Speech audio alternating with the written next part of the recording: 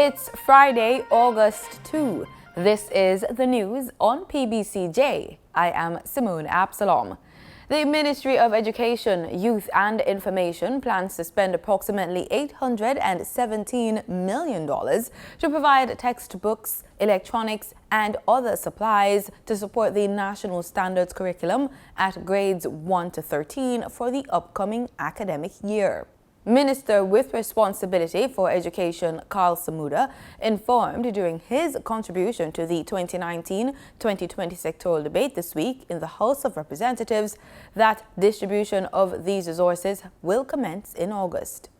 Our textbooks, we have so far purchased $817 million worth of textbooks, which will be distributed starting in August. And the inventory taken of books that were stored in storerooms across the country have been identified and reallocated so that it reduces the demand for books that we have had to buy. Meanwhile, Samuda said that the ministry had introduced a pilot program for the repair of damaged and worn furniture in the 2018-2019 academic year, and that pilot ended this month to make way for the full rollout of the program. Repairs to furniture, pilot program initiatives last year for the repair of damaged and worn furniture saw the selection of 2 schools from each parish that have a work room and metal work department. These 28 schools are known as repairer schools. Each school is paired with a number of neighboring schools which have furnishing to be repaired, and is given just over $1.5 million per year to complete the repairs. Some 4,000 students from 17 primary schools across the island will benefit from initiatives to boost literacy and numeracy under the Jamaica Social Investment Fund Youth Education and Recreation Cycle 3 project. The $38 million project involves a partnership with the Ministry of Education, Youth and Information and is being implemented in the parishes of St. James, Kingston, St. Andrew, St. Catherine, Clarendon and St. Anne. It is aimed at improving academic performance and general youth development by providing support for educational and recreational activities and programs. It is scheduled to run until May 2020. All schools should be provided with the required equipment by the end of August to commence activities for the new school year. Rocked by allegations of predatory sexual harassment and cover-ups, the Edna Manley College of Visual and Performing Arts has established a committee to improve transparency, fairness and safety at the institution.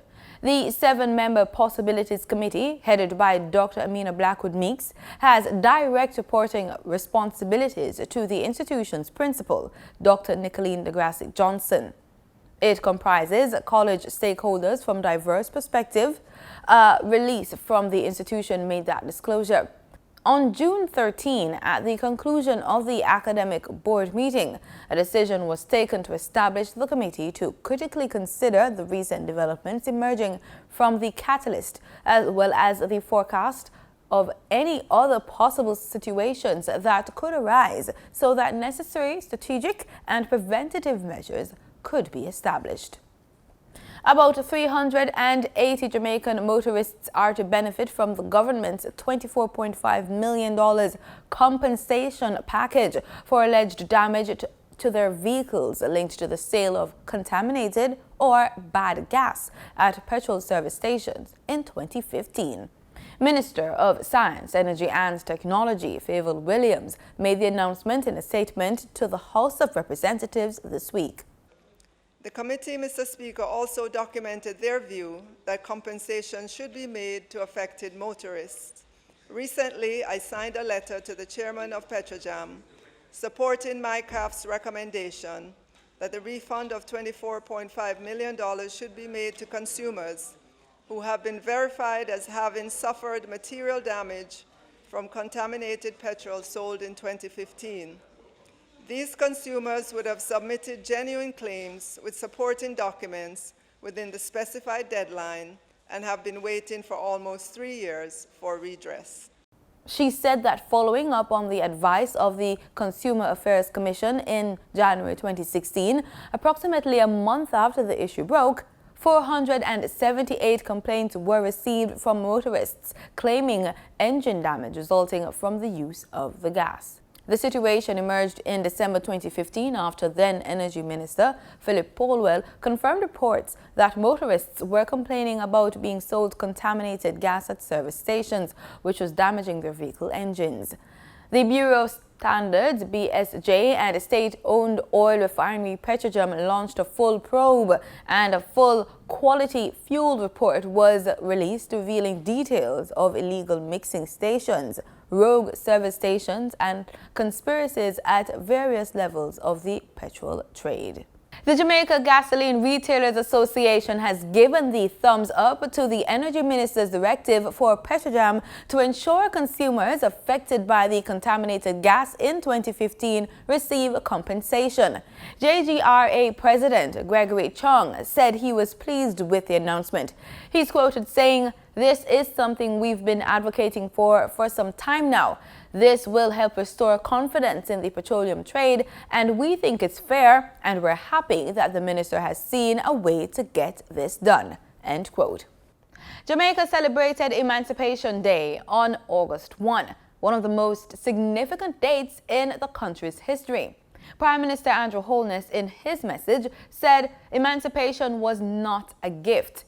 The end of slavery was an economic imperative, but more so, it was hastened by the unity of the oppressed in rebellion and supported by the people of conscience. In 2009, we embarked on a formal process of consensus building called the Partnership for Transformation. The 2011 Partnership Code of Conduct and 2 successive social partnership agreements provided a framework for deepening the process of participatory decision-making and engendering trust and confidence through dialogue on the critical challenges facing us as a nation. The partnership agreement is between the government, opposition, private sector, trade unions, and civil society. This is a mechanism in which the opposition participates. It has been a very effective tool that we must not destroy. It is noteworthy that the previous partnership agreement focused on 4 areas of national importance: the country's debt and fiscal challenges, modernizing Jamaica's electricity infrastructure, improving the country's doing business climate, and improving public order, with a particular focus on reducing the murder rate. He said the one area that has seen the least sustained success is that of enhanced public order. This is the area on which Jamaica must now speak to build consensus through partnership. Leader of the opposition and President of the People's National Party, Dr. Peter Phillips, in his Emancipation Day message, said while celebrating our freedom from slavery, we should bear in mind that Jamaica has a far way to go in breaking the chains of economic and social inequalities that still persist and which still limits the opportunities available to many Jamaicans. A truly better Jamaica requires that we all come together with the passion and commitment to redouble our efforts to strike a definitive blow against inequality. That is how we will foster the conditions for progress and prosperity that benefit all and not just a few. Dr. Phillips said land ownership for the majority is a critical factor to be unlocked for the inclusion and growth and development that all Jamaicans deserve. The US dollar on Wednesday ended trading at Jamaican $136.63, down by 5 cents. That's according to the Bank of Jamaica's daily foreign exchange trading summary. Meanwhile, the Canadian dollar ended trading at $103.91, up from $103.78, while the British pound sterling ended trading at Jamaican $167.73, up from $166.96. Motorists should see a decrease at the pumps in the prices of gasoline and diesel effective Thursday, August 1, and that's according to the latest ex-refinery costs from Petrojam. 87 and 90 octane gasoline will be sold for $132.25 and $135.09 per litre, respectively, up by 27 cents each. Automotive diesel fuel will be sold for $134.02 per litre, following an increase of 20 cents, while ultra-low sulfur diesel is up by 65 cents and will be sold for $138.57 per litre. Meanwhile, kerosene increased in price by 66 cents and will be sold for $113.78 per litre. Do remember, marketing companies and retailers will add their respective markup to these prices. In regional news, representatives for Venezuelan President Nicolas Maduro and opposition leader Juan Guaido reopened talks in Barbados on Wednesday to resolve the country's political crisis. 3 weeks ago, during previous talks in Barbados, the rival factions agreed to set up a platform for negotiations mediated by Norway, where the first talks were held in May.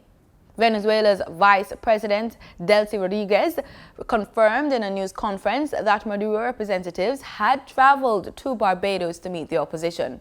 Later in the day, Maduro said in a televised address that the ruling party aims to establish a platform of permanent dialogue with the opposition and proposed bringing in businessmen and social movements. Crisis-racked Venezuela has been mired in a political impasse since January, when Guaido proclaimed himself acting president, quickly receiving the support of more than 50 countries.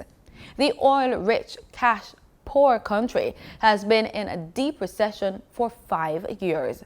Shortages of food and medicine are frequent, and public services are progressively failing. In sports, he might be widely expected to return as Jamaica Football Federation president when the dust settles, following the upcoming elections on September 15. But the incumbent Michael Ricketts is not taking anything for granted. Ricketts, who is seeking his first full term after taking charge following the death of former President Captain Horace Burrell in 2017, has had his fair share of issues and critics during his 2 years in office and is wary of the challenges from St. Anne FA President Danny Beckford and the late entry of former JFF President Tony James. The JFF boss is also hopeful that the election process, slated to be held in a few weeks, will be conducted in a civil and respectful manner. And that's the news on PBCJ. I'm Simone Absalom. Pleasant viewing.